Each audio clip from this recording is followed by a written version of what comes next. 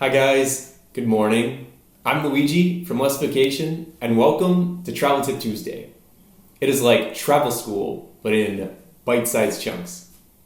When traveling for an extended period, such as a few weeks or more, there is one thing that many travelers struggle with: laundry. This is because you never really know when or where you'll have the opportunity to do it. So this is today's tip. Pack a travel clothesline. Travel clotheslines are great because when you're on your trip, often you don't have the luxury of a washing machine or a dryer for the matter. But 9 times out of 10, you do have access to a shower, a bathtub, or worst case, a sink, allowing you to hand wash your clothes no matter where you are.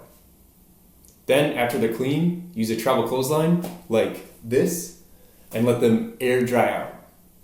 They're super compact and very adaptable, allowing you to attach them to various things inside or out. Things like a doorknob, or the inside of a closet, a desk, a chair, a shower head, a tree. There are an infinite amount of things you could attach them to. And the best part is that you don't even need clothespins. Because of the 3-corded weave, the tension pinches the clothing material together between the cords. So essentially, the whole thing is a clothespin in itself. You can fill it up with clothes without running out, forgetting, or losing clothespins. How awesome is that? And these are way better than ones with built-in clothespins, as these are bulkier and have a fixed number of pins, so you can't try as many clothes. Avoid these.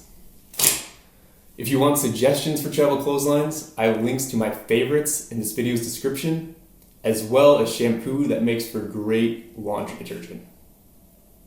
So that was today's Travel Tip Tuesday's tip, and I hope you guys enjoyed it.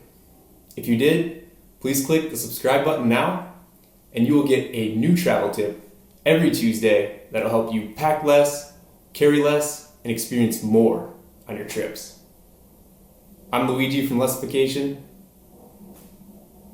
Happy trails.